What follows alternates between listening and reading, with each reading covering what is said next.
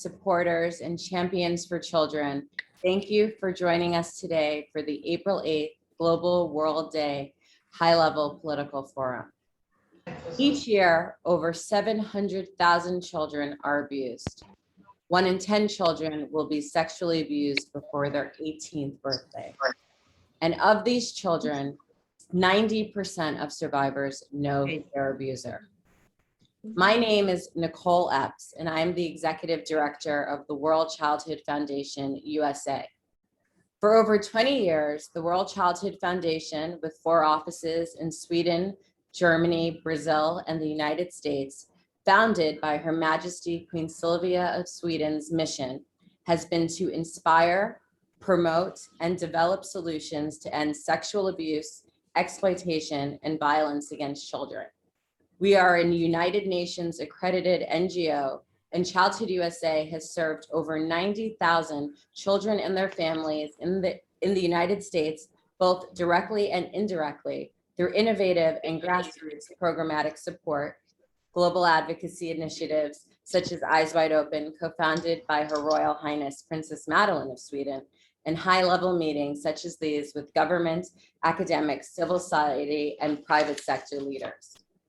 It is for this reason World Childhood Foundation USA was honored to partner with Dr. Jennifer Wortham, Chair of the Global Collaborative for CSAE World Day, and Pelagia Gambiza, Executive Director of Shine On Sierra Leone. Today, more than ever, especially with the impact of COVID-19, we must develop solutions to prevent and help survivors heal from sexual abuse. However, it is imperative that the voices of survivors are believed, heard, and involved in implementing solutions to keep the world's children free from abuse and exploitation. I now invite you to hear from the resilient and courageous voices of survivors.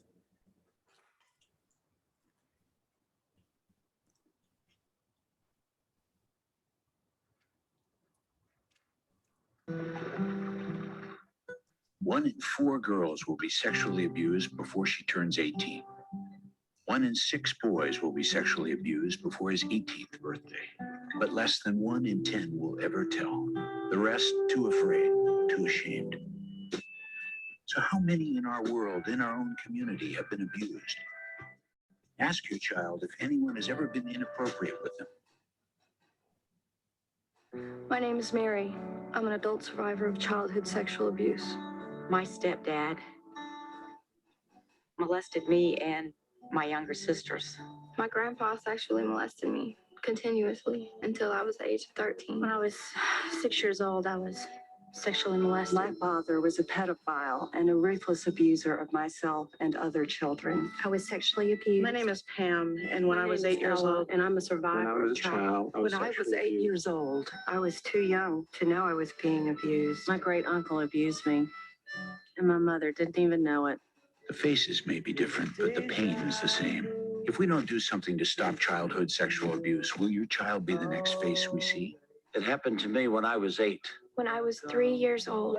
It happened to me when I was 7. When I was 4. It happened to me when I was 12. It happened to me when I was 9.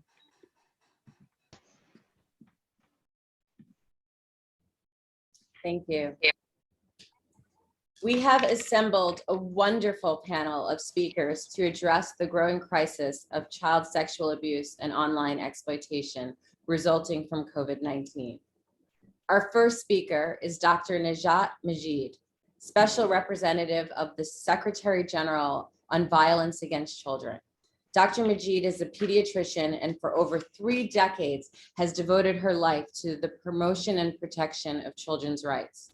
From 2008 to 2014, she served as the United Nations Special Rapporteur on the sale of children, child prostitution, and child pornography. She is a member of the Moroccan National Council on Human Rights, founder of the non-governmental organization BAT, and serves as an expert consultant on national and international projects. And now, Dr. Majid. Thank you so much.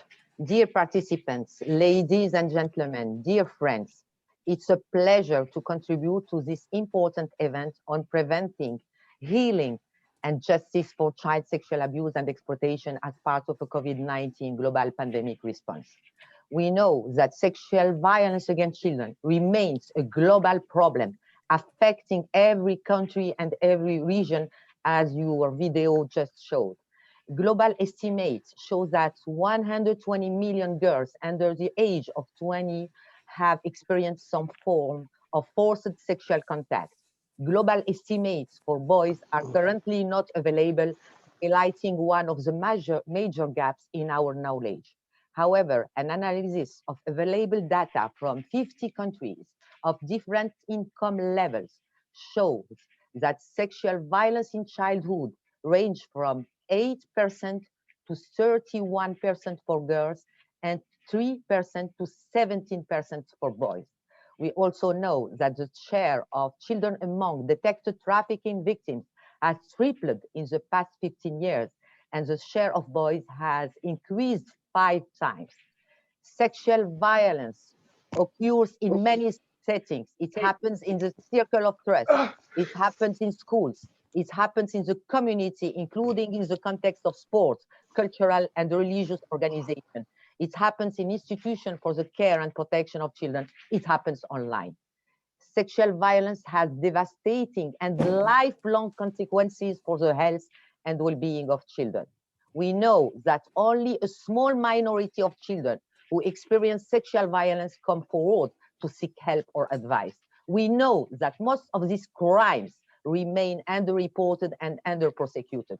And we know the immediate and longer-term impact of the pandemic bring an increased risk of children being exposed to different forms of violence, including sexual violence online and offline. Dear participants, to respond effectively to this crime, we must move from a silo and reactive approach to a proactive, integrated, and evidence-based approach, encompassing prevention, protection, healing, and justice. Our vision and our action must be broad. It starts with proactive and sustainable prevention. To create enabling environments that keep children safe, we must urgently transform the continuum of violence into a continuum of protection and care. We must promote protective social norms while tackling inequalities and gender discrimination. We must build a strong child safeguarding culture and provide reliable child-friendly channels to report violence. We must rebuild trust in institutions. Legal, policy, and institutional frameworks must be properly resourced and must guarantee accountability for the authorities responsible for keeping children safe, as well as access to justice for survivors. We must invest in integrated services for children, such as health, mental health, child protection and welfare, education and justice, including community-based and informal providers. And we must invest in a solid foundation of social protection to support the most vulnerable children, families, and communities. And we must bring an end to impunity and hold perpetrators accountable. Children must be heard and seen as part of the solution and involved in all initiatives aimed at preventing and responding to violence. And we must ensure all stakeholders are collaborating effectively to end sexual violence against children. There is a great deal of work already being done. At the global level, there are many networks, partnerships, and alliances championing this cause. Regional organizations such as the Council of Europe, which is represented at this meeting today, are also playing a key role through their standard setting, monitoring, and awareness raising activities. And of course, grassroots survivor groups, civil society, and faith-based organizations are providing essential services and advocacy support. We must seek out synergies and amplify what others are doing to ensure a truly complementary approach. Partnership is the only path to success. Dear friends, sexual violence against children is a crime that has a terrible human cost, as well as a huge economic cost. As the world builds back better, we have an opportunity to invest in building the safe, protective, nurturing environment that all children, boys and girls, deserve, and that the SDGs promise, leaving no one behind. We know what to do, and we must do it now for and with children. Thank you. Thank you, Dr. Majid, for your elegant discussion and call to action for all of us on how to combat the global pandemic that is child sexual abuse. It is now my pleasure to introduce our co-founder, Pelagia Gambiza, Executive Director of Shine On Sierra Leone. Ms. Gambiza has over 15 years of global development experience in sub-Saharan Africa. Shine On Sierra Leone believes in the development and investment of Sierra Leoneans through education, microloans, computer literacy, adult literacy, agriculture, and maternal health. And now, Pelagia Gambiza. Thank you, Nicole.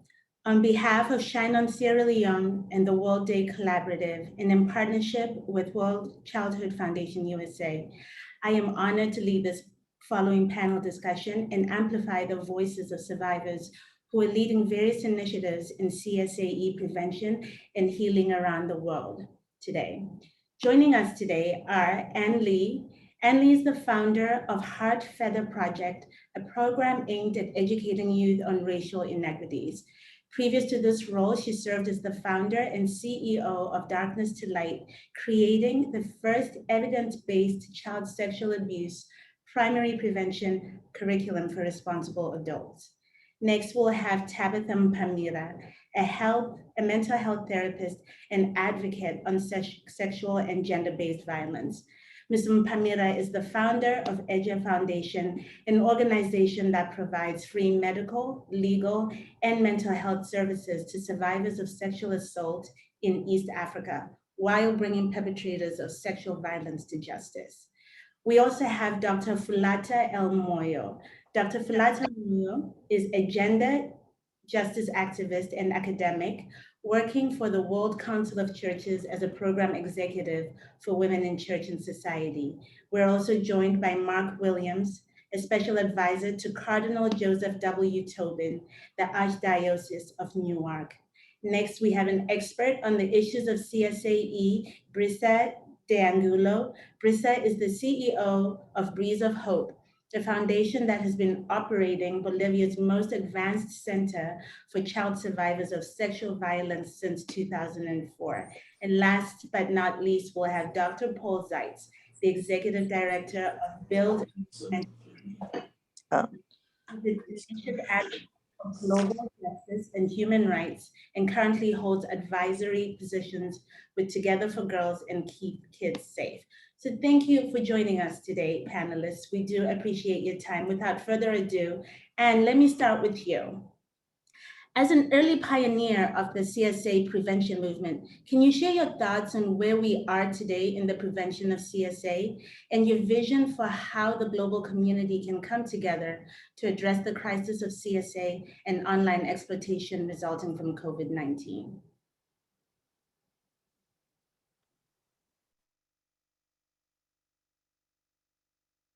Oops, there you go. Absolutely, what a privilege to be here. I would like to say, in the past 25 years, there's been considerable progress towards the prevention of child sexual abuse, and yet so obviously so much remains to be done. In the digital age, on our online lifestyles, coupled with a pandemic, which keeps our children glued to a screen and away from responsible adults, this has only compounded the situation and made more children more vulnerable. As we know, child sexual abuse and exploitation occurs all around us, at home, in schools, within our youth-serving organizations, faith centers, and throughout our communities. And the horrific truth is that most occurs most often by someone we know and trust. While there is no panacea, no silver bullet, I believe there continues to be several key efforts we must try to create a deeper and deeper inroads to our children's safety. Public awareness and the creation of a global standard of care within all of our youth-serving organizations. There may be no issue that carries greater stigma, shame than sexual abuse and exploitation. Our young children who grow up with this burden of this history, especially those who have never disclosed their violation, live trapped in their isolation and trapped in this crippling shame. In fact, we know that adverse childhood experiences like child sexual abuse are linked to chronic health problems, mental illness, and substance abuse that linger all through adulthood. Adverse childhood experiences can also greatly impact education, job opportunities, and even earning potentials. We must tell our children and our adult survivors that they are not alone, that they must know that there are millions of people who have suffered the same abuse and violation. We can and should use role models, celebrities to create public service announcements to educate the public and inform survivors of the enormity of the issue, but most importantly, where to go to get help, to begin the healing process. In the United States, I need only to say, a mind is a terrible thing to waste. This is your brain on drugs. Friends, don't let friends drive drunk. And we can do this. The image of Rosie the Riveter, to know that decades of PSAs have made powerful impacts on how we think and perceive of an issue, but most importantly, encourages us all to take action. And the creation of a World Day of Healing will go a long way towards creating some of the awareness that's needed. Another quantum leap I believe we could take is creating a global standard of care within all youth-serving organizations. I used to lobby for a national standard of care, but maybe we could do this all together. Maybe a key focus of our international effort could be creating a global standard of care, where youth-serving organizations, the governments, and the insurance industries come together to create a standard of care. We do it for vehicular safety. We do it for playground safety. Why don't we do it for the protection of our children within youth-serving organizations? A standard of care is referring to a reasonable degree of care a person should provide for another person under certain circumstances. And if the person or organization does not meet the standard of care, then they may be liable to a third party for negligence. I hate to say it, but money is the key to so much. And if we might put some teeth into organizations that are continually pointing the other way when faced with children being violated under their own roofs, the insurance industry can hold their feet to the fire, and the CDC already has a comprehensive policy and procedures manual. There's no need to reinvent the wheel, but all parties must come to the table, and I believe now is that time. Will these two ideas completely turn the tide? Sadly, no.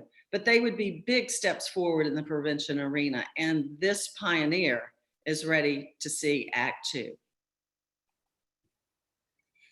Thank you so much, Anne. As a pioneer and on behalf of fellow survivors, we want to thank you and all the panelists for taking on this critical issue. Tabitha, coming to you, you often talk about trauma and how if trauma is not transferred, it's not transformed, it is transferred from one generation to the next. Can you share your views on the intergenerational impact of CSA? Sure. Good morning, good afternoon, good evening, all of you. I'm so excited to be part of this group. So when I said trauma not transformed, it's trauma transferred. I'm a survivor of CSA. My mother is a survivor. My grandmother was a survivor of child marriage. My great-great-grandmother, should I go on? So if that's not evidence, I don't know what is. But also research has started showing the epigenetics that where DNA is transferring from a mother to a child, and they get to experience the same impact of trauma the same way the mother did. And as part of that, culturally, we do a lot of our teachings through storytelling and through speaking of transferring cultures and all of that. And I remember a story being told of a little dog, a dog that was pregnant and got hit by a car, unfortunately, but it was okay, but got out with a limp. And when she had her puppies, they were all fine. But all these puppies started walking around with a limp, but their legs were perfectly fine and functional. But that's how they saw their mother walk, and they thought that's the only way to walk. And this is what will happen if we don't do prevention, healing, and justice. We are teaching the next generation to walk with a limp, even when they are capable of walking perfectly fine. And in African way, we do a lot of proverbs, and I don't know, they're telling me now this is showing my age that I'm starting to do storytelling about everything. But one of my favorite African proverb is, if you want to go fast, go alone. If you want to go far, go together. So I'm inviting all of you to join hands with all of us so that the next generation doesn't have to walk with a limp. It is our responsibility.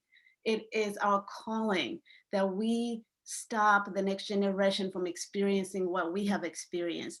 We can end this even if it didn't start with us. And we don't longer have to be resilient. None of us have asked for this job. So my calling and I hope that one thing I get out of, like, one day, this is not even a job anymore, that we can look back and say, can you believe we used to hold meetings to talk about how terrible this was? I hope one day our children can look back and say, thank you, that we don't longer have to be resilient or to heal. So let's all show up and heal, prevent, and more than anything, hold those accountable in a just way. So thank you all for doing what you do. And I hope all of us run out of causes one day to live in an equitable and safe world for our children. Thank you. Thank you, Tabitha. What a great reminder of that proverb, that if we want to go far, let's go together. And Dr. Moyo, you have experience with going far and working together, especially in the issues of gender equity and rights for women. So as you focused most of your career on promoting gender equity and rights for women, Dr. Moyo, how does gender inequity contribute to CSA? Greetings, everyone. Thank you for welcoming me in this space. And I'm thankful that I spoke after the African proverb was shared, because I wanted to start with that, but thank you. Well, one thing I wanted just to correct is that I'm no longer working with World Council of Churches. I've moved on, but that's a story for another day. But in the reality of the global triarchy, which really, I mean, most of the times we talk about patriarchy, but triarchy is a system that privileges and the powerful. So childhood sexual abuse can, I mean, with that reality cannot be addressed by just wishful thinking that there will be no abuse of power. Kyriake is a terminology that was coined by Elizabeth Schussler Fiorenza, that really actually is taken from the Greek word kyrios, which stands for master or lord. And why she used that terminology is because it extends patriarchy to include other structures of oppression and privileges, like acknowledging the reality of the intersectionality of oppression. So acknowledging the overlapping, transversing, and complicated power dynamics that are at play in our world. So how do we, with this kind of reality, how can we address childhood sexual abuse? As a survivor myself, I know that I grew up with the general socialization that I needed to trust everyone who was powerful, everyone who was bigger than me, was grown up and all that. And after all, for a child, almost everyone has more power over them.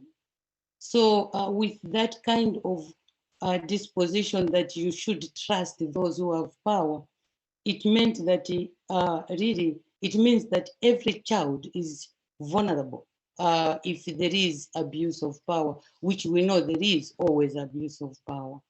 So how do we actually, in this forum, if we are serious, how do we end childhood sexual abuse, mitigate the impact on the survivors, and protect the vulnerable child? Then I think I wanted to make suggestions of quick 5 things, okay? Very fast. First, I mean, those who have spoken have already spoken to some of these, but I think it's very crucial to focus on the child and to equip the child with knowledge and awareness. And two, it's actually important to build community awareness so that we ensure that the home, the school, the religious, cultural, as well as all other spaces where the child finds herself or himself are safe. And three, advocate for development of policy laws and make sure that they are implemented so that they are not just gathering dust on the shelf. And four, support the building of a movement of survivors and the people that accompany them. And five, let's have meaningful accompaniment of survivors, especially an accompaniment that focuses on healing of traumatic memories. And I want to end by sharing that in 2019, I worked with churches in Nigeria, Sierra Leone, and South Sudan. And we developed a resource that we titled Healing Together, a facilitator's resource for ecumenical faith-based community counseling, because we realized that in most of the African contexts, when you are talking about trauma healing, you cannot focus on individual healing. You have to think in terms of community-based kind of healing.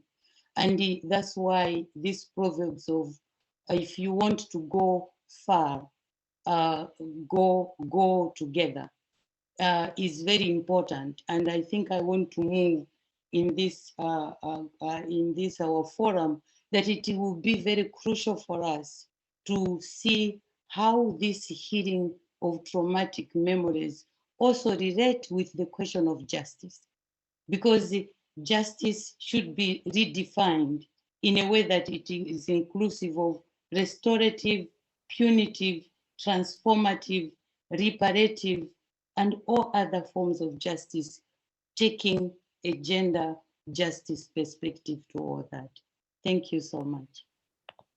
And thank you, Dr. Moya, for your work. Thank you for pushing us towards thinking about the collective response to trauma and to responding to CSA, and how our faith and our different religious institutions play a part and a role in that.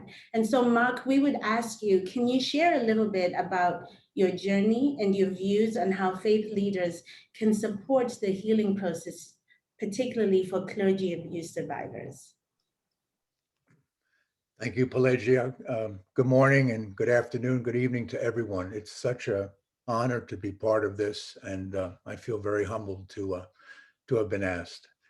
I wanted to first just share a wonderful passage from St. Paul to the Ephesians that really hit me the other day at liturgy. And he wrote, "My grace is sufficient for you, for power is made perfect in weakness." I felt so weak for so many years. I had no idea that the grace of God was working through me. You know, as a young boy being abused by a Roman Catholic priest whom I looked up to and trusted. And yet I've lived with shame for so many years. And shame is such a deep wound, a deep pain to get over. In today's church, I come back to what Pope Francis has said recently about clericalism.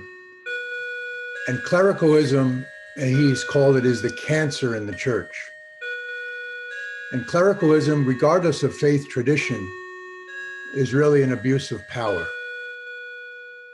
And it's a wedge between those who minister and those who are pilgrims of faith. So what can the church do today more than ever I think, and it's already been said in some of the presentations, the church has to listen to the voices of victims. There are so many victims in the pews and not in the pews in the Roman Catholic Church globally, as well as in other faith traditions, who are eager for reconnecting with faith, with that journey where that trust was broken. I'm very privileged to serve as an advisor to Cardinal Joseph Tobin, who's a real champion for victims. And I really believe the Holy Spirit knew what he was doing when he appointed, through Pope Francis, Cardinal Tobin to the See of Newark, because he inherited the aftermath of Theodore McCarrick. And in the McCarrick report, for the first time, the church came really close. It needs to do more about what the truth is and the secrecy. So we need to be more transparent. The church needs to be transparent, and we need to come together and listen to the voices of victims, survivors, because they're part of the solution. I feel part of the solution now after 50 years. I can't believe it was a half a century ago that I was abused. And yet, as St. Paul wrote, my grace is sufficient for me, for you, for all survivors, that God works through us. And in my weakness, in my brokenness, I feel like I can be part of the solution, try to help the church at this time. It's an historic moment in the church. There's a lot of people hurting. There's people leaving the pews in droves, young people trying to figure out, why would I get involved in a church today? We need to heal the wounds in order to go forward. And this program today and the April 8th World Day is such a testimony to that transparency, that honesty, that commitment to help children, minors, vulnerable adults all over the world. And in the Roman Catholic Church, I am just delighted that we have a man in Pope Francis who believes in getting to the truth and healing the victims, and even being, as I call it, forgiveness, not exoneration. We can forgive the predators, but we cannot exonerate them. And if we do that, then we are really living our faith in forgiveness, but moving forward and using our weakness to get stronger. So thank you so much for this great honor to be part of this, Pelagia and Jennifer and others. God bless all of you. Amen. Thank you, Mark. Thank you. Brisa, can you share how your advocacy work bloomed into a National Day of Recognition in Bolivia, and what institutional recognition of CSA has meant for the survivor community? Yeah, thank you so much. It is a true honor to be here. Actually, in fact, it is a dream come true. When I was a child, I was repeatedly raped and tortured by an adult family member. And I became one of the first adolescents to take my case to court, for which I received a lot of intimidation, pressure from the government, from the community, from my extended family, from death threats and an attempted to kidnap, to setting my house on fire. And in that process, the feeling of feeling completely alone. And that's one of the things that most survivors feel, is that feeling of, I am completely alone, that maybe death is better than the pain I'm going, and nobody will care. In fact, I tried to commit suicide twice. And in that process, when I was 17, when I had no more will to live, there was something inside of me that wanted to believe that there was more good people in this world. And I started sharing my story and asking people to join me on August 9th to show support to survivors of sexual violence. I talked on TV channels, radio stations, universities, just on and on. And to my surprise, that day, hundreds of people showed up to show their support, including the governor and the mayor, and they declared it the local day in solidarity with survivors of sexual violence. Seeing the country's response to this day, the following year, the president declared it the National Day in solidarity with sexual violence and against child sexual abuse. And I want to explain a little bit what this has meant in my life and in the life of other survivors, because we have survivors from all over the world that come for that walk, where tens of thousands of people walk around the country just saying, you're not alone. We believe in you. We're here for you. And it is, I mean, I cannot explain how amazing it is to be walking next to your fellow survivors and to people who support you.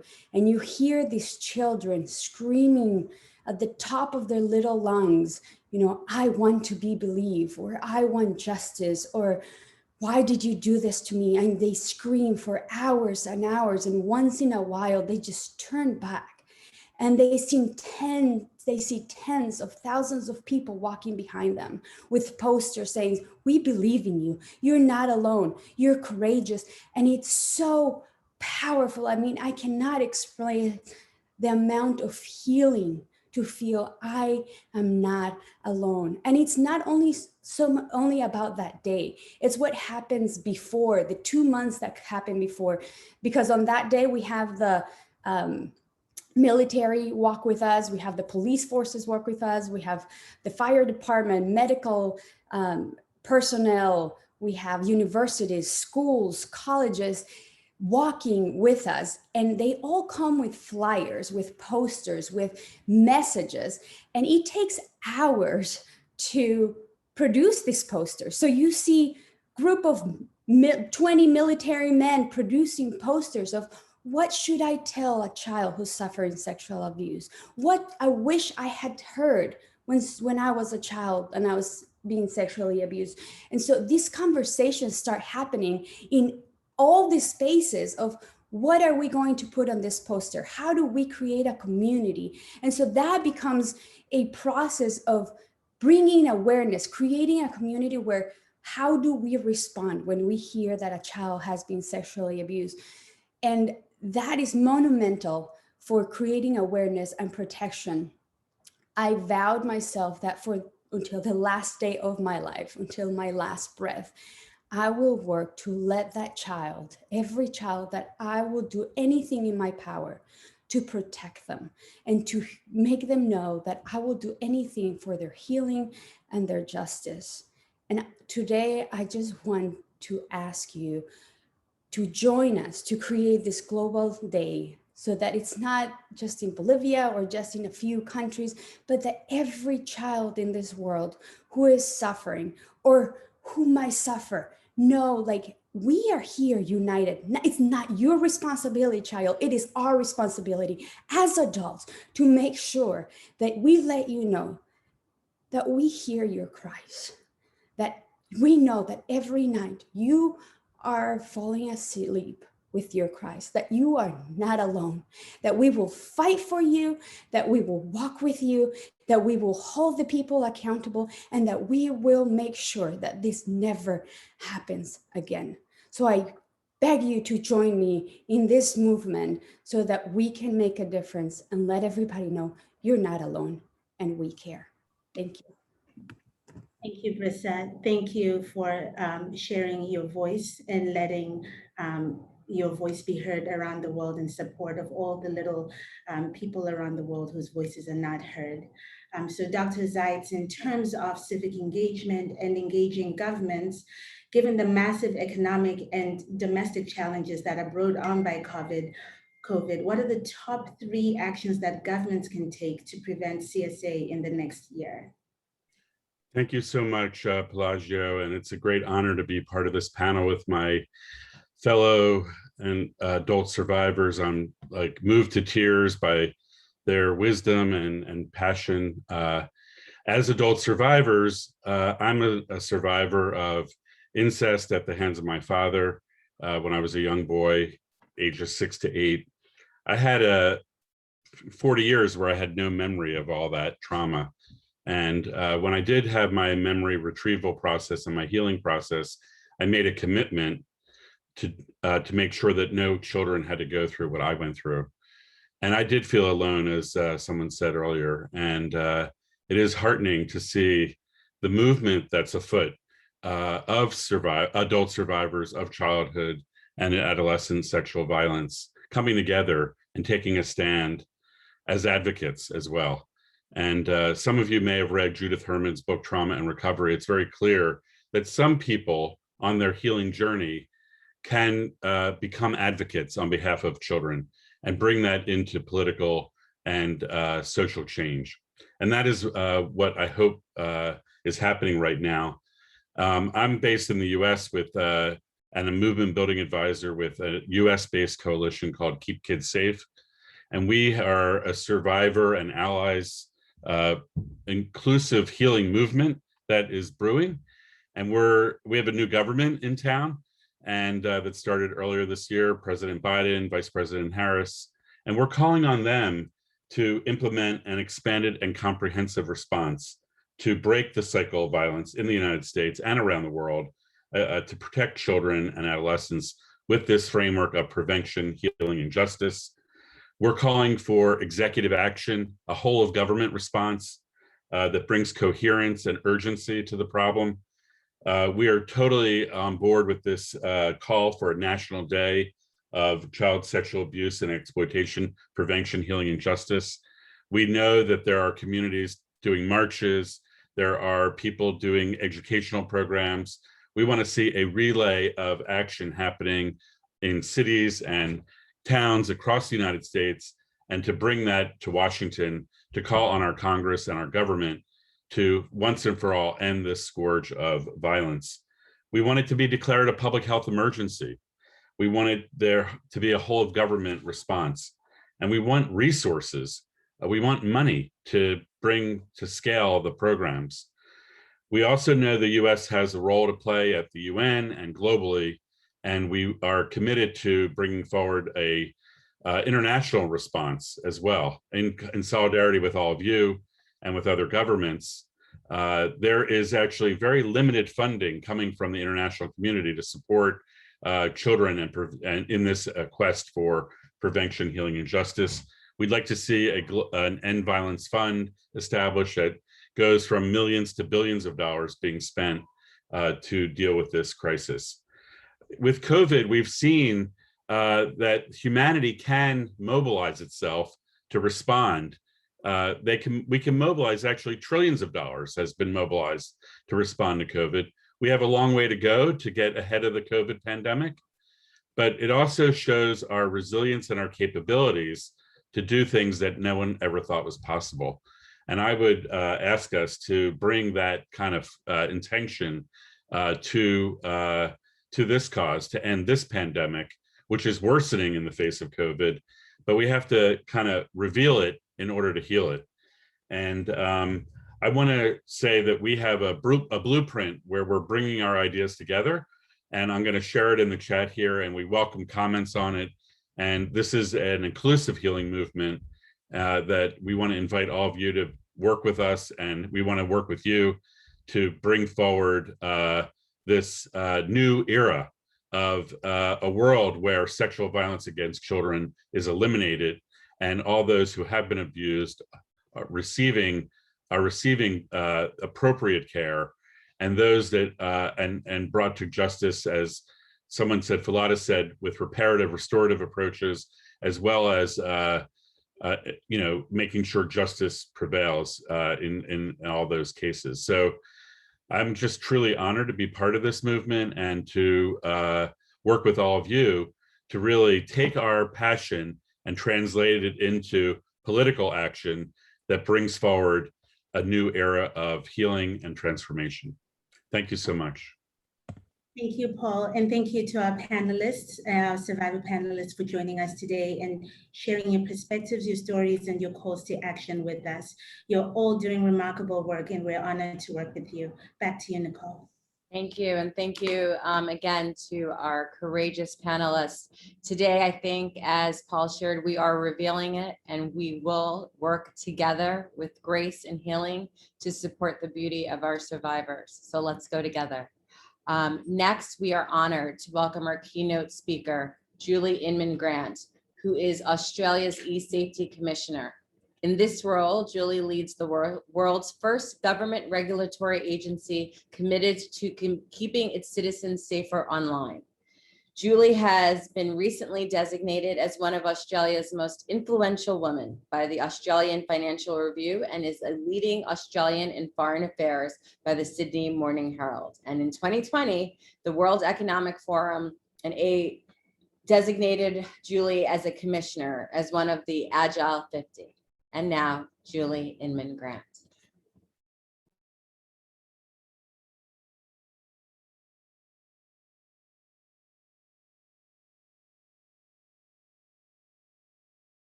Hello, my name is Julie Inman-Grant, and I am Australia's eSafety Commissioner. It's an honor to be speaking with you about eSafety's efforts to stop online child sexual exploitation, a societal scourge that has plagued humanity forever. As we all know, the internet has changed the ways perpetrators act. It has greatly enabled the distribution of child sexual exploitation material, be it images or videos, and created a vast constellation of potential targets for predators. With this, we continue to see inconsistent laws and regulations, tolerance for CSAM hosting in permissive jurisdictions, and a lack of global governance arrangements. This all supports an environment where offenders can share and profit from the creation of CSAM with little risk of detection. It also contributes to what sometimes appears to be an endless victimization and re-victimization of children and young people, bringing additional and lingering trauma. Around the world, there is a pressing need for regulators like eSafety. We now have the advanced technologies, capabilities, tools, and skills to detect CSAM and disrupt offender communities. We're highly successful at prosecuting offenders and intervening to rescue children. But we also need the support of advocates to work with governments and NGOs around the world to demand more change to disrupt CSAM. Make no mistake about it. This is an arms race, and I'm pleased to report that governments around the world are increasingly stepping up to address these wicked challenges head-on. Established in 2015, eSafety is the first government online safety regulator in the world whose sole purpose is the protection of its citizens online. As Australia's online safety regulator, the protection of children online is my primary focus. We believe we've developed a successful, practical, and replicable model that focuses on three key areas: protection, prevention, and proactive and systemic change. And it's the protection part where I'd like to begin, because our regulatory schemes represent the tip of the spear in our fight to protect vulnerable children online.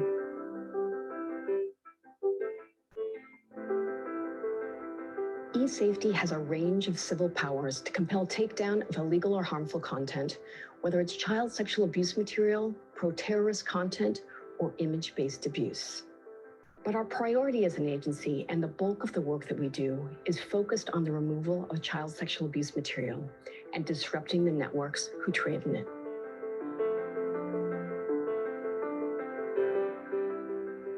This important job falls to our eSafety investigations team, who are tasked with viewing some of the worst aspects of humanity. And of course, some of the most distressing content involves child sexual abuse material and the torture and rape of innocent children for sexual gratification and profit.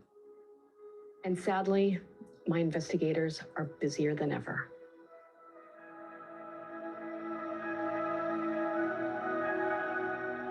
The COVID-19 pandemic has supercharged online harms in ways we weren't entirely prepared for. And in Australia, we've seen spikes across all of our reporting areas. During 2020, our investigators received 21,000 public reports, the majority involving child sexual abuse material. This was the most in the scheme's 20-year history and a 90% increase compared to 2019. We also saw a 114% increase in reports of image-based abuse, or the non-consensual sharing of intimate images, with 30% of these reports coming from minors. Our experiences during COVID-19 were mirrored by investigators around the world. In research we commissioned, many agencies, hotlines, and police forces reported unprecedented increases in reports about child sexual abuse material. Online grooming, activity in online abuse communities, online risk-taking by minors, and the live streaming of child sexual abuse material. Sadly, these elevated levels of online abuse have shown no signs of abating in 2021. What we are seeing represents an alarming new normal, especially in the fight against the spread of child sexual abuse material.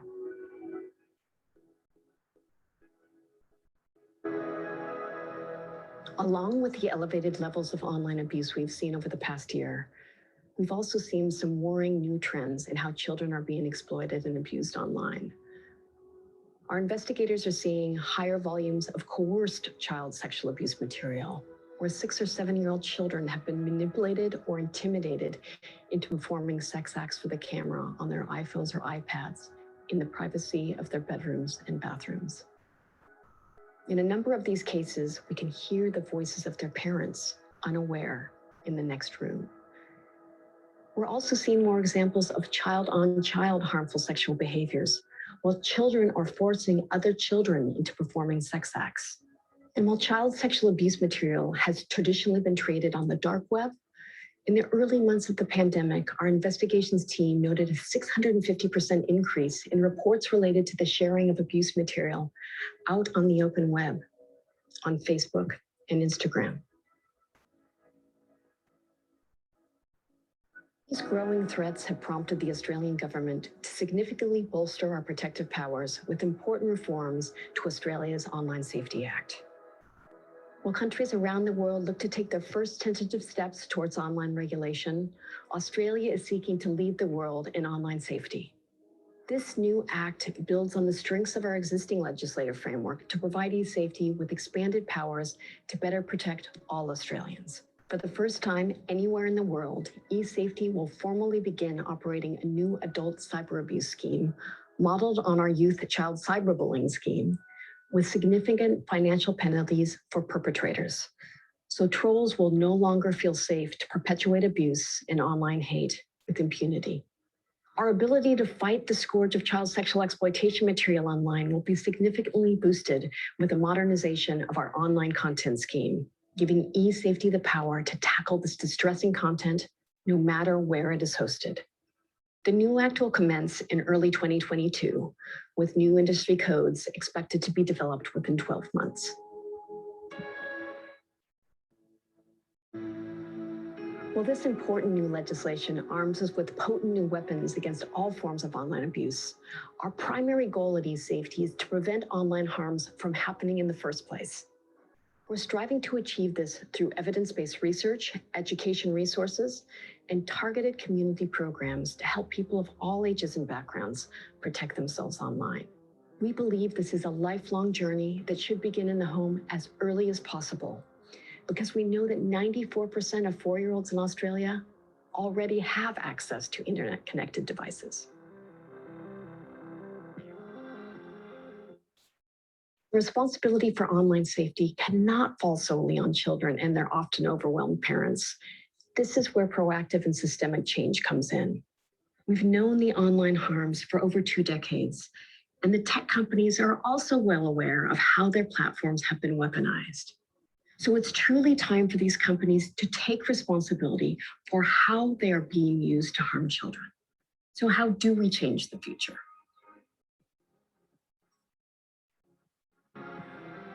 At eSafety, we strongly believe the answer lies in something we call safety by design. And this is largely because the online world we inhabit now wasn't built for safety. It was built for speed. When we get into our cars today, we almost take for granted that the brakes will work and that the airbags will deploy. We trust that the protections built into our cars and guided by international standards will keep us safer on the road. Safety is built in by design. Now, shouldn't we expect the same standards from technology companies as we and our children navigate the internet? We've spent the past 3 years working with big tech to lead them down a path that will fundamentally change how they design, develop, and deploy their products with safety at the core. We recently launched our world-first free interactive assessment tools for companies of all sizes and levels of maturity to assess and mitigate their online safety risks. The tools provide best practice guidance, and it is our belief we can begin to lift safety standards right across the tech industry. While we all know the internet is global, the laws governing it remain local.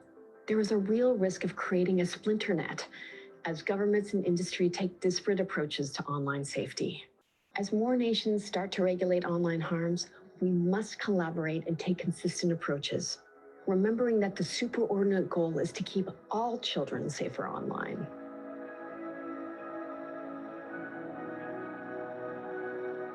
Our international partnerships are more important than ever in helping us identify victims and disrupt the trade in this distressing material. As a member of InHope, the global network of 47 hotlines in 43 countries combating child sexual abuse material, we can facilitate a rapid takedown of content and law enforcement action where appropriate. We're also a member of the Child Dignity Alliance and the We Protect Global Alliance, which includes 100 countries and 70 companies committed to the eradication of child sexual exploitation. These international partnerships are vital, but the world needs to go even further, with countries adopting a coordinated approach across sectors, borders, and transcending language, culture, and faith.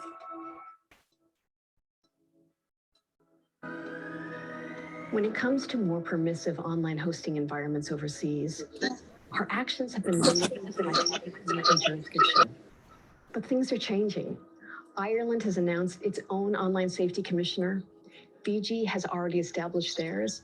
And we've had a number of conversations with Canada and the UK, who are also setting up their own online harms regulators. We hope that the US, Europe, and others join us too, and continue to build a global network of like-minded agencies to tighten the circle around those who trade in this abhorrent content. Thank you so much for allowing me to share eSafety's multi-layered approach to protecting children online, as well as our vision for creating lasting and unified change through collaboration with industry and our international partners. By joining together, as we are today, to openly discuss the problem of exploitation and abuse of children, both online and in the physical world, it is my sincere belief that together we will also find a lasting solution. Thank you. Thank you so much to Julie Inman-Grant and the wonderful work of the eSafety Commission in Australia to combat child sexual abuse and exploitation. The next panel is about the global challenges and opportunities for addressing child sexual abuse. Our moderator is Dr. Jennifer Wartham, colleague, co-founder, survivor from the Human Flourishing Program at Harvard University. And she is leading our international efforts to establish a United Nations World Day. Jennifer. Thank you everyone for having me today, and welcome to our panel. We have a wonderful panel of experts today, and in the essence of time, I'm not going to read all of your titles. We have listed on the website the titles from everybody.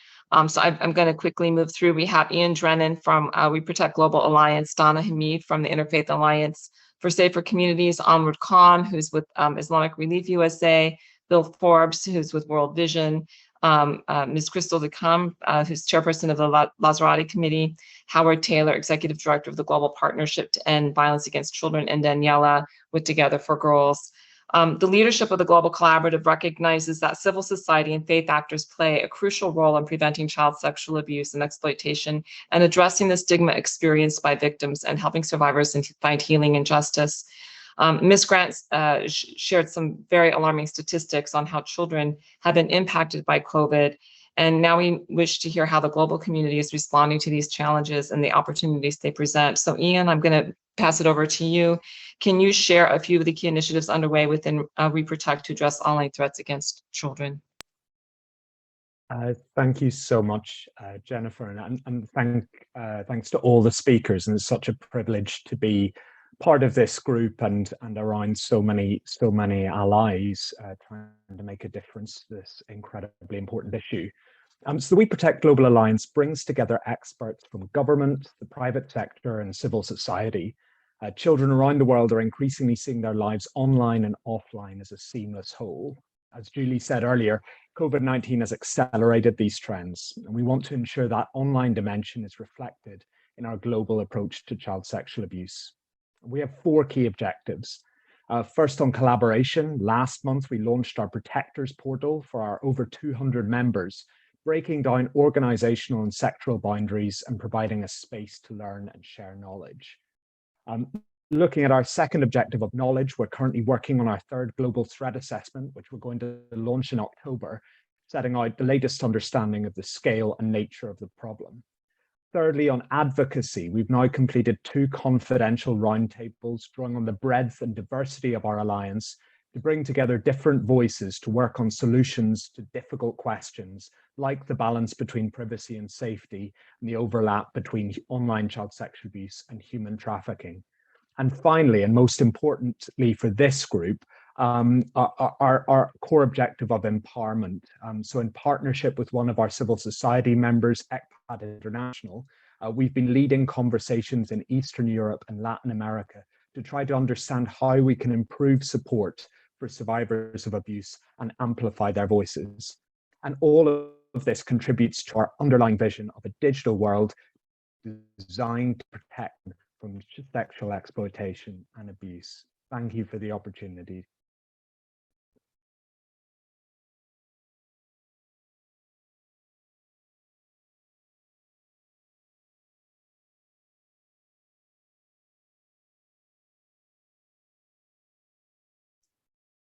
You're on mute, Jennifer.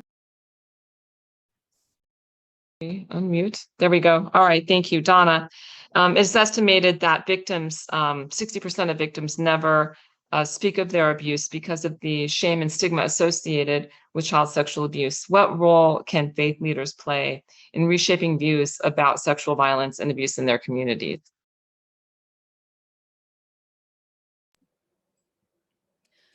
To be honest, I came here prepared today, but listening to everybody and hearing them is making my heart soar and my brain rush with ideas of how can we further collaborate, what more can we do, what more can I do?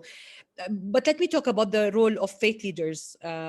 First of all, ever since the beginning of time, faith has always played an important role in people's life, and religious traditions and sacred texts provided a moral framework on how people should treat each other despite the rapid development changes in societies. Now, the importance and relevance of faith cannot be understated. Faith networks have a wide reach from small villages to large cities, although in some countries the role of faith appears to be diminishing. In many countries, it is ever stronger, particularly when considering the turmoil of the past years and COVID-19. Faith leaders can play a very important role on both an institutional level and a grassroots level. And I'll tell you in a minute, why do I talk about institutional level as well? We've worked with a lot of grassroots level faith leaders, and there is examples and successful examples of them working in their communities with victims of sexual abuse. For example, one of the success stories that I've come across is from the Philippines, and shout out to Gigi. I can see her from the International Justice Mission in here with us today. The Church of Nazarene organized door-to-door education campaigns and also recruited families to become champions against sexual exploitation of children online. And after helping them to understand what sexual exploitation of children online, they've put a banner on their houses. This is a successful campaign. But when I go to the other end, I've had those conversations, those difficult conversations with some faith leaders who actually genuinely believed that sexual exploitation of children online is not a sin because it happens virtually and there is no physical contact with children, and therefore At an institutional level, protecting the dignity of children must be a part of the ongoing conversation of all faiths. Policies should be set and drawn to roles and responsibilities of clergy on the ground. Institutions need to be more aware to the changes that's happening in our societies. They need to understand that sexual exploitation of children and sexual abuse of children is taking many shapes and form. I don't want to talk about the abuse that happens within institutions and within faith institutions, but I want to talk about their ability to reach communities. I've once spoken to one victim, and they told me that when they first reported sexual abuse that they were victim to, they reported it to their faith leaders in their communities. They did not come and talk to the police. They were not comfortable to talk to the police at the first instant.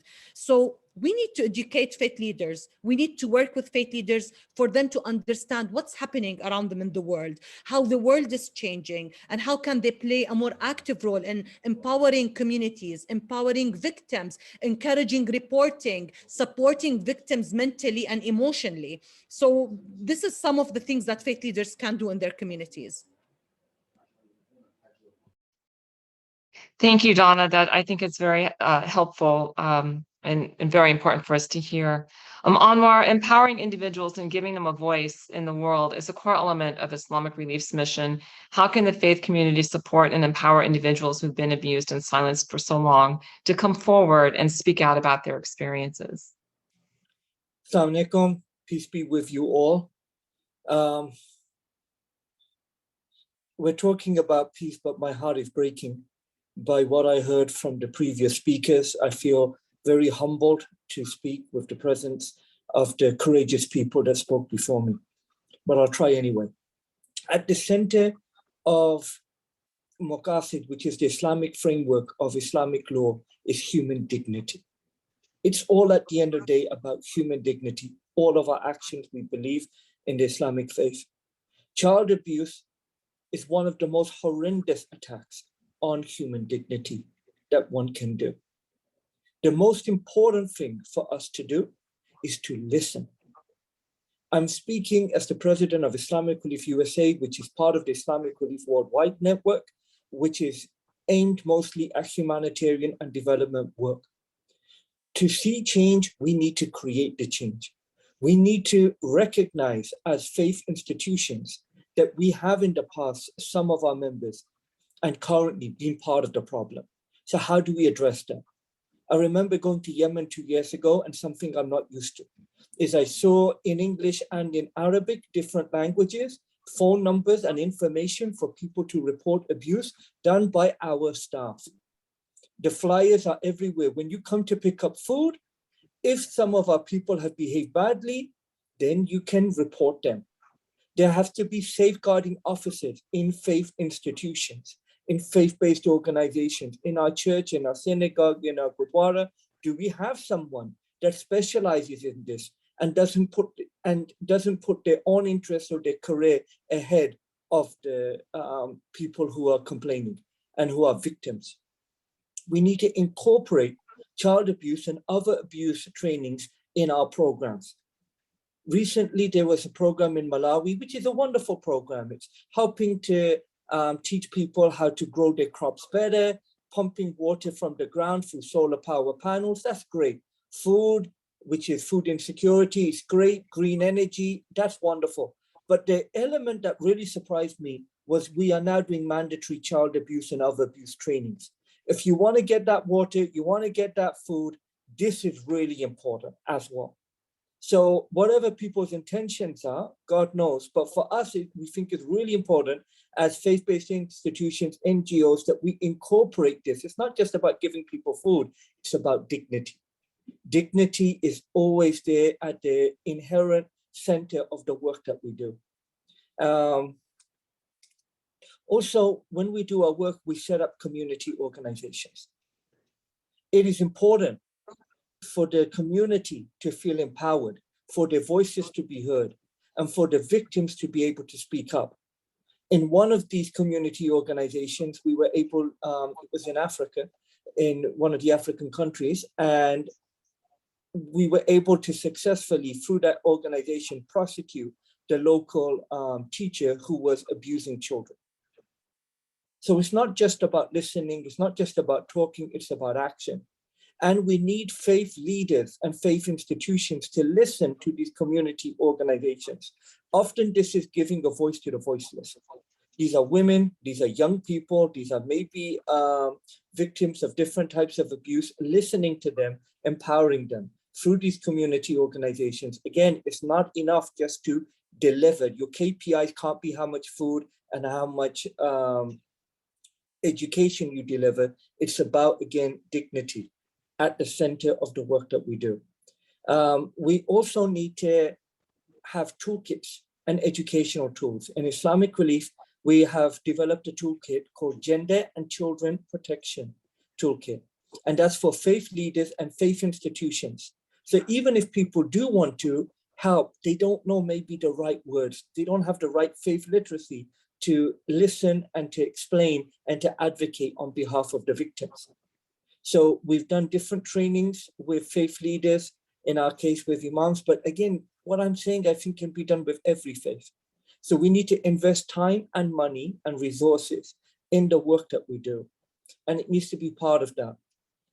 And faith leaders, through their sermons and actions, can create interpretations of sacred scriptures to challenge structural inequalities and misconceptions. Sometimes cultural practices are cloaked in religion, and once that's done, then it's okay, you can't discuss it because it's part of our faith, you're denying God. No.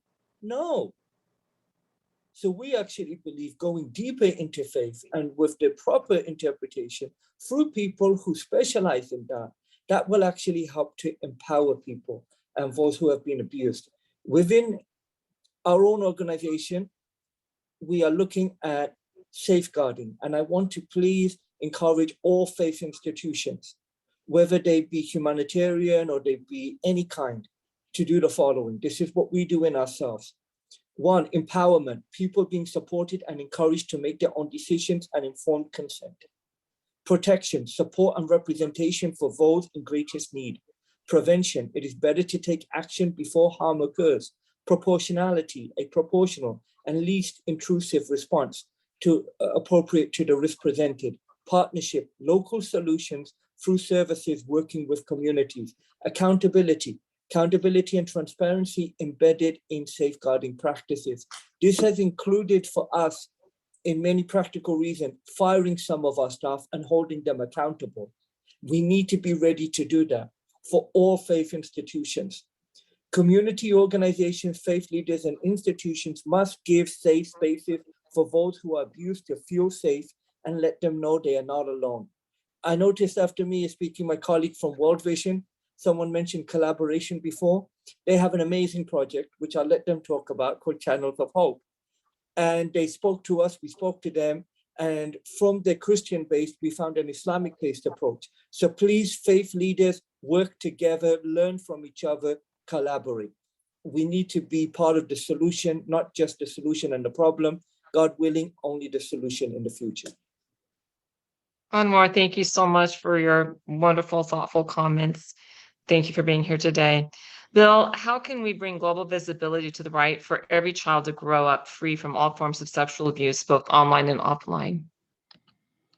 Yes, thank you. Thank you very much for the opportunity to participate in this conversation today. It has been a privilege to hear such wisdom and experiences from these other presenters, and very humbling.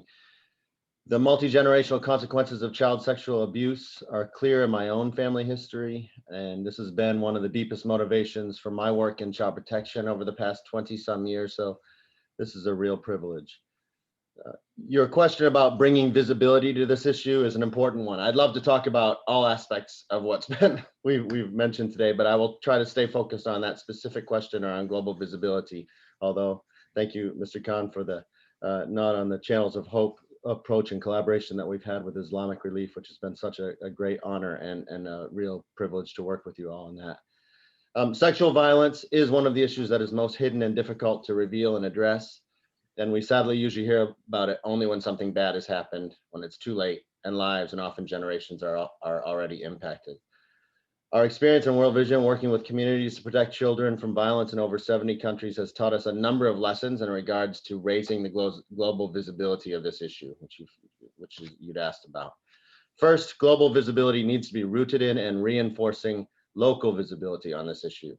The global discourse cannot stand alone, but it needs to support and be built on local energy and action. This means breaking of taboos by convening open conversations with children, parents, community, and faith leaders, as well as with police, social workers, and teachers, and developing joint plans on how to reduce risks at the local level, as well as respond to cases of sexual violence when they happen. It also means supporting especially parents and children through online and offline programs, as we heard about with We Protect and others today, to recognize and discuss and manage risks. Even in my own household, we've attempted to keep sexual abuse and other forms of violence as a periodic topic that we discuss with our children. It has not always been easy, but it is so important that this is not cloaked in shame and silence. Sustained global visibility is dependent on the engagement of stakeholders at the local level. A second lesson in creating global visibility is the importance of giving a platform to children at risk and survivors of sexual violence to share their concerns in a safe manner. This takes it away from an abstract discussion which people can choose to ignore. And we know today that the real stories and the real experiences are what are most compelling. Just yesterday, I spoke with a number of adolescent activists in Bangladesh and Ghana who have been taking action against child marriage, building awareness through local conversations, monitoring the situation of their peers and friends, and partnering with local authorities to intervene and stop child marriages. These adolescent groups have intervened to stop hundreds of child marriages in Bangladesh and Ghana, 800 that they've counted, specific interventions. Each one of those stopped marriages is a girl who is not locked in a home with a man who does not respect her voice and rights. We need to remember that ending child marriage is an important and achievable part of ending child sexual abuse. These children from Bangladesh and Ghana have also raised their voice in regional and global dialogues and on global online platforms based on their local experience.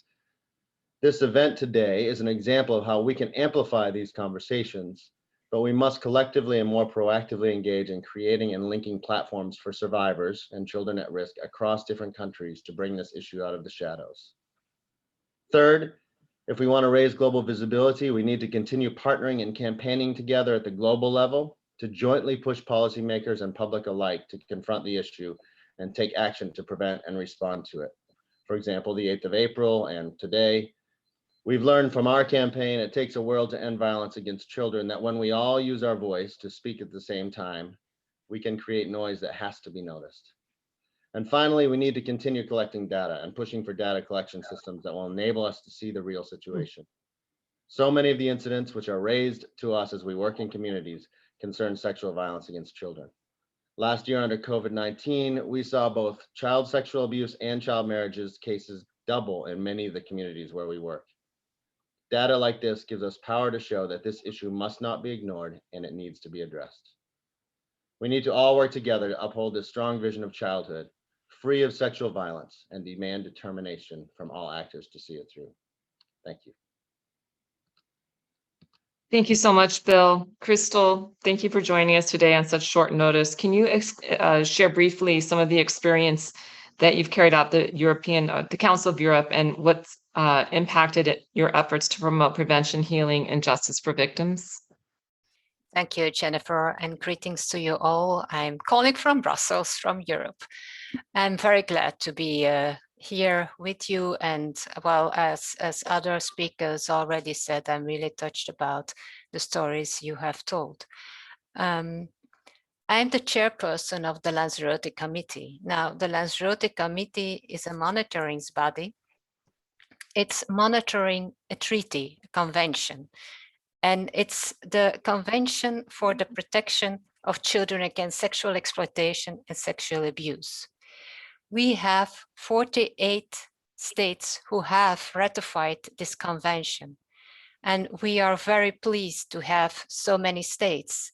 These states are not only European states, there is also Tunisia in Africa who has ratified the convention, and the convention is open for ratification by all the countries in the world.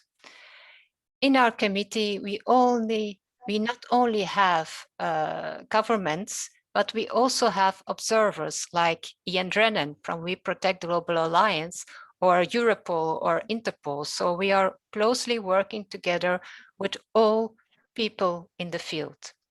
Now, the convention itself is based on 4, or I would say 5 pillars: prevention, protection, prosecution, partnership, but also about participation of children. We need children to be part of our work. The convention entered into force in 2010. But in 2010, the Council of Europe started also with campaigning on 1 in 5, the campaign 1 in 5. And I heard already 1 in 10 can be a victim, 1 in 4 can be a victim. In our campaign, we started with 1 in 5 because it says that 1 in 5 children in Europe is a victim of some form of sexual violence. And I believe this is not only in Europe. The campaign remained for 5 years, 2010 until 2015, and it boosts the momentum generated by this campaign. Now, the Council of Europe organized also on a yearly basis from 2015 the European Day for the Protection of Children Against Sexual Exploitation and Sexual Abuse, and this on the 18th of November. And the first edition in 2015 was about tell someone you trust. Tell someone you trust you have been a victim of sexual abuse or you have been a victim of sexual exploitation. And the focus was on abuse committed in the circle of trust, because as you already mentioned, a lot of times the perpetrator is someone you trust, is someone of your own family. Another edition of the European Day for the Protection of Children was Start to Talk about what happens with you when you're doing sports, because we know that in sports, in cultural, in every kind of activities where children are, there is a possibility that they are a victim of abuse. And the European Day helps to maintain the momentum and the intention on the need to continue protecting children from sexual exploitation and sexual abuse. Civil society, but also governments, governmental organizations organize on that specific day all kinds of actions, awareness raising campaigns, and so on. You can find a lot of material on the European Day on the website. I will give in the chat the link immediately. And I just want to say something about what we have done in my own country. In my own country, the 18th November is always an impulse to take some actions with civil society or with our Minister of Justice or our government.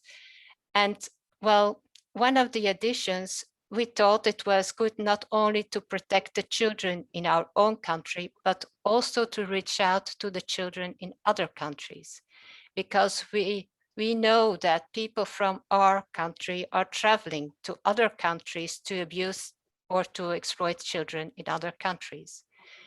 So we thought at that moment that it was good to organize a campaign with ECPAT, with the police, with the Minister of Defense, yes, you heard it, with the military, with Foreign Affairs, to make a campaign to protect children in other countries. We believe it is important to have such a day. This day is meant for children and for everyone who interacts with children. And I want to echo what others already said, that we need a goal of government approach, but we also need a goal of society approach, because sexual abuse and sexual exploitation is a pandemic. It's a pandemic in the whole of our society. I really want to thank you for having had the opportunity to give some information about our work. And I really would invite you to check out our work, the work of the Lanzarote Committee in the Council of the European Union, the European Council. So really, I'm looking forward on working with you, and I really will stay in touch with Jennifer and see how we can work together on a World Day for Children on this issue. Thank you very much. Thank you, Crystal. So honored and grateful to have you today. Howard, we're running short on time, but would you please share with us some of the work that you're doing with the Global Alliance and the Global Partnership? Absolutely. Thanks, you. Jennifer. First of all, just to say, as others, completely humbled and privileged to speak today alongside the incredibly powerful voices of survivors of child sexual abuse and exploitation. I think it was Dana who said earlier, scribbling and tearing up my notes as people spoke, because it just felt what I thought I was going to say felt so inadequate alongside the power of the voices we've heard. So I just want to acknowledge that and to thank all those who have shared their stories. But I'm also inspired to be part of this community who are all champions of change, champions who are working to prevent and to heal and to bring justice for those who have experienced child sexual abuse and exploitation. And as part of that work, raising awareness, advocating for both the leadership commitments, but also for the financial investment that is necessary to support the work. I had the privilege to represent the Global Partnership to End Violence Against Children, working alongside others in building this movement. And for those of you unfamiliar, the End Violence Partnership and Fund were launched in 2016 by the UN Secretary General. We are a platform for collective advocacy, action, and investment to end all violence and abuse of children. The partnership now has over 600 members, governments, UN agencies, civil society organizations, faith networks, private sector organizations, research institutions, and more. And one simple belief unites all of us, that every child deserves to grow up free from violence and abuse. And as we've heard already today, there is an epidemic of sexual abuse against children with no boundaries. It occurs in every country, in every city, every town, every community, at home, at school, and online, as we've heard powerfully from Ian Drennan, Julie Iman-Grant, and others. And we now need to build a movement to end child sexual abuse and exploitation. And someone recently said to me that movements need three things. They need values no one can disagree with, they need evidence no one can dispute, and a coalition that no one can ignore. And to that, and coming out of today's conversation, I would add that a successful movement needs voices that everyone must hear. And my fellow speakers today have already laid out the evidence-based value proposition for prevention of child sexual abuse and exploitation, and also for healing and justice for survivors. And together with those powerful voices of survivors that we've heard today, and the multiple partners already involved, including, I hope, everyone who's joined today's conversation, I think we have the beginning of that coalition that no one can ignore. And added to that, we also have the great opportunity of the World Day to give us a focal point, a really powerful annual rallying moment, a drumbeat for our cause. Jennifer, to answer your question about the End Violence Partnership, what are we doing? What are we planning to tackle child sexual abuse and exploitation? Let me just mention briefly 4 examples, all which are ongoing in the context, of course, of a world which is navigating its way out of the COVID-19 pandemic. First of all, through the promotion and support for comprehensive approaches to end all violence and abuse of children. That's now in 37 countries whose governments have acknowledged that they need to do more to tackle violence and abuse of children and have made the political commitment to do so as a pathfinding country. Second, in partnership with the education sector, we're working to end violence and abuse in and through schools. And next week, as part of the Global Education Summit, the Safe to Learn Coalition will launch a new strategy for this important work. Thirdly, through our Safe Online portfolio of work, we invest to protect children from sexual abuse online today, but at the same time, using the evidence generated by our partners and working with those partners today to advocate for a digital environment that is safe by design tomorrow, which Julie Inman-Grant spoke about so powerfully. And fourth, through our knowledge and advocacy work with partners, raising awareness, sharing solutions, working to galvanize the necessary political and financial commitments that are necessary. And to help bring this to life, the Together to End Violence campaign and summit series is calling upon leaders everywhere to step up and do more. There are dozens of Together to End Violence affiliate events that are being held around the world throughout this year. Later this month, a leaders' statement will promote a set of global policy proposals to end violence against children and abuse. And towards the end of this year, we will be convening leaders who will share their commitments that they have made to do more to tackle all violence and abuse of children. I just think I'll end by saying I think the case for action is incredibly persuasive and very clear. The time for action is now, and the voices that we've heard today from survivors really demand that change. And so I would encourage all participants today to support the World Day, to join this global movement, and to amplify and to share the opportunity that we now have with others. And in doing so, work together to prevent, to heal, and provide justice for survivors. Thanks, Jennifer. Thank you so much, Howard. And I know for those of you who are still on, we're running about 5 or 6 minutes over. So I'm going to pass it on to Daniela. Thank you so much, Howard, for your help and all of your time and effort in this endeavor. So Daniela, thank you. Yes, thanks, Jennifer. Hi, everyone. I'm Daniela Ligero, the CEO of Together for Girls. We're a global partnership working in over 24 countries to end violence against children, adolescents, and youth, with special attention to sexual violence. But I am also a survivor of child sexual abuse, and I've been telling my story publicly for over 10 years now. And I want to thank all my fellow survivors who came before me.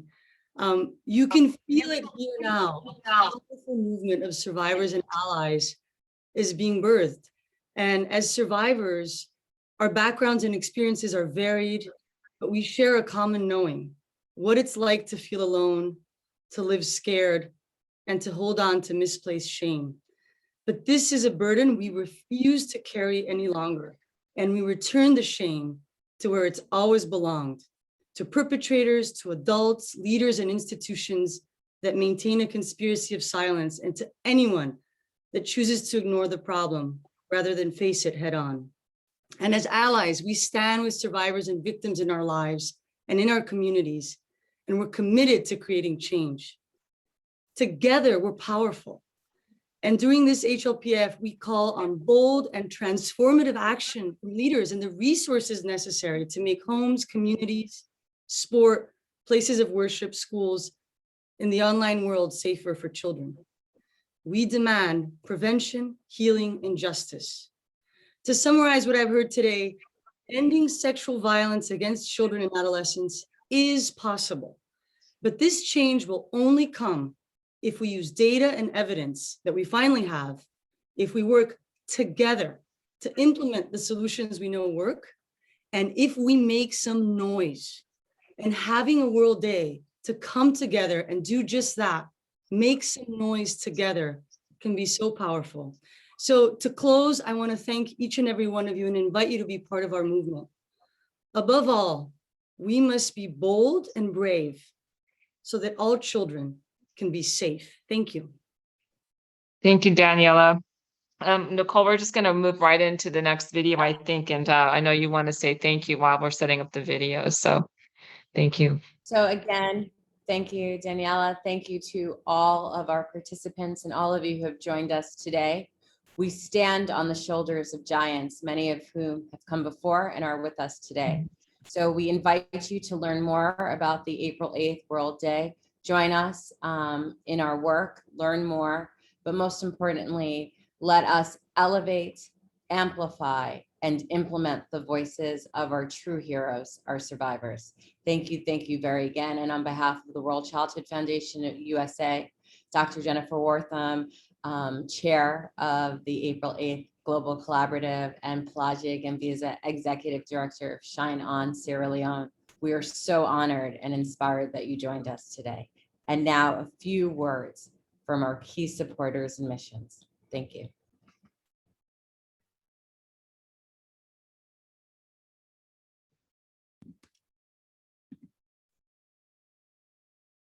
It's a great privilege to have the chance to address you all today and to pass on my support for this initiative.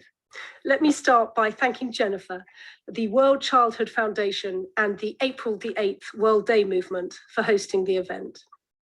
As the UK government's Minister for Safeguarding, the fight against child sexual abuse and exploitation is one of my most important priorities. And through my work, I know just how crucial it is to shine a light on the scale and nature of what can be a hidden crime.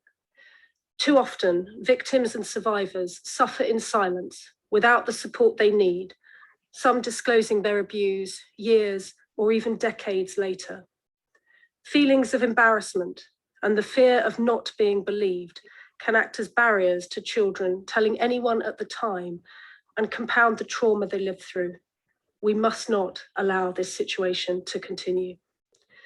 COVID-19 has also made the need for action all the more acute. For some children, home is not the safe place it should be, and offenders are exploiting the increased time young people are spending online.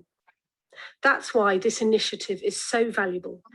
The establishment of a World Day for Child Sexual Abuse and Exploitation Prevention, Healing and Justice will help further raise awareness, draw these crimes out of the shadows, and galvanize action.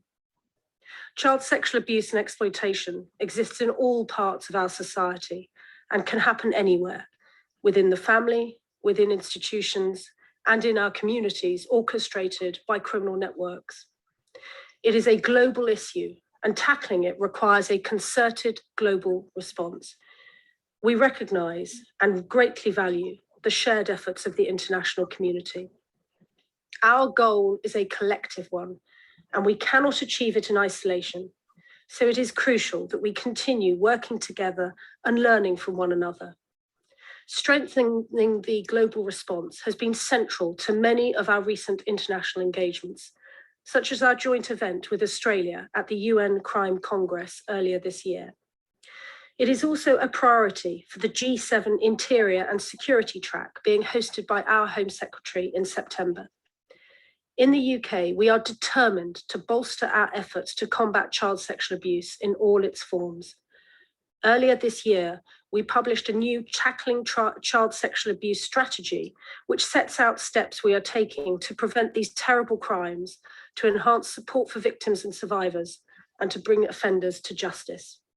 And initiatives like the World Day provide us with another crucial opportunity to drive progress, raise awareness, and reinforce wider international efforts, such as the Council of Europe's Day on the Protection of Children Against Sexual Exploitation and Sexual Abuse.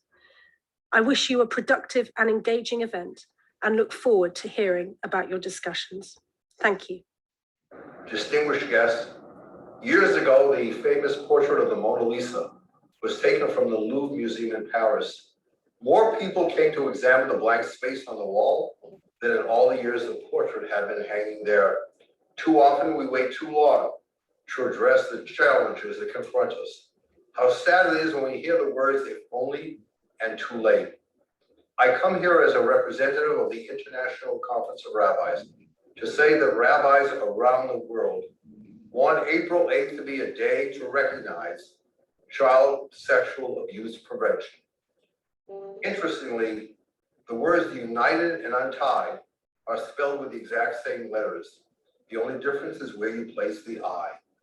I think it is time to recognize that it must be we who believe in different faiths, but we united who belong to one human family. Amen. Bismillahirrahmanirrahim.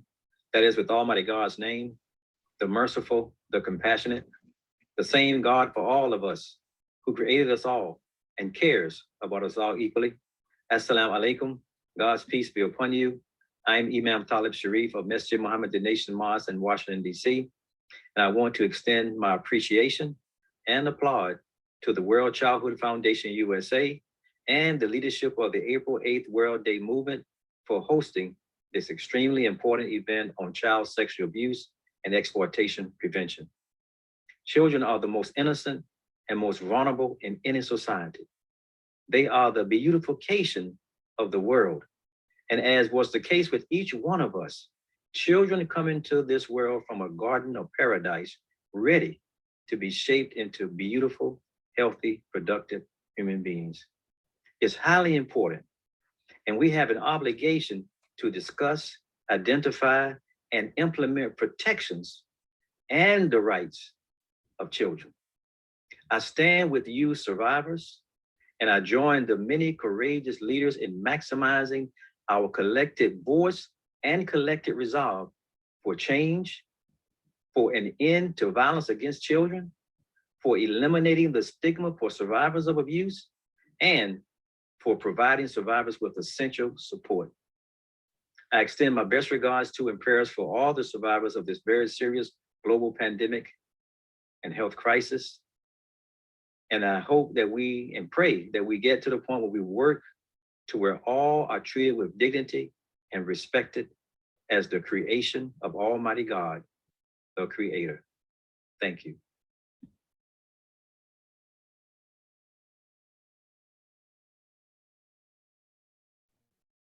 And we have one more video to close our meeting.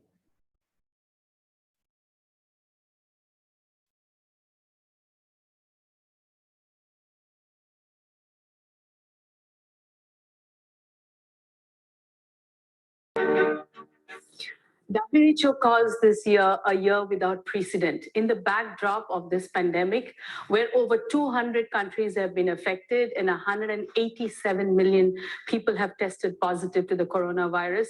We have to see what this means for us. While the virus has been non-discriminatory in nature, its impact on everybody has not been equal. 500 days into the pandemic, we must acknowledge the painful truth that our children are invisible and at times inadequately represented in our COVID-19 response from the global to the local levels. Today, allow me to acknowledge the multiple crises that are affecting our children. From the learning crisis to the rise in child labor, from the imminent hunger to the exponential rise in child sexual abuse. We know that this data that is coming in from all parts of the world speaks to us, but we equally know that the human suffering that is coming in from direct experiences and evidence from the ground also speaks to us. This is nothing short of a crisis. We cannot watch this crisis deepen. We must come together to address this crisis and address the needs that will ensure the well-being of children. To globally address one of these important challenges, child sexual abuse, an international symposium on faith and flourishing in the face of childhood sexual abuse was held in April 2021. Many committed organizations working for children came together. That included Arigato International, Harvard University, the Catholic University of America, the Interfaith Alliance of Safer Communities, and Shanti Ashram. We came together to understand the complex interplay of factors that allows for the perpetuation of childhood sexual violence. We resolved to request the United Nations to dedicate a day for the prevention of childhood sexual violence. We hope that such a day will allow for better awareness. It will also allow for better laws, for safer communities, and ensuring a social ecosystem where a child does not suffer alone in violence or in pain. Through Arigato International's Faith in Action campaign, we have brought together representatives of major faith communities so that our collective action rises to match the needs of children. We have presented for consideration a day in the global calendar where we will pause to rededicate our efforts to the prevention of child sexual abuse, a day where prayer, where action, and where awareness will find convergence, where the voices of children and those who have experienced childhood sexual violence can be heard.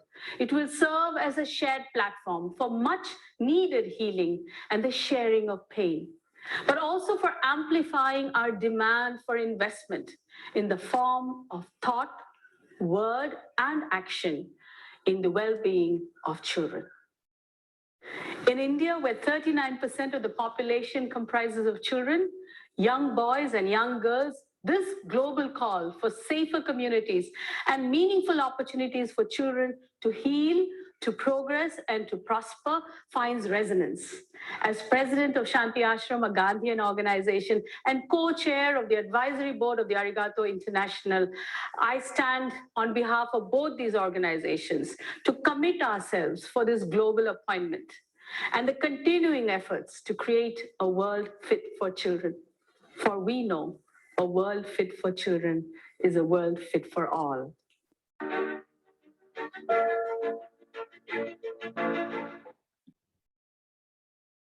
Thank you again for joining us. Have a wonderful morning, day, afternoon, and evening. Bye.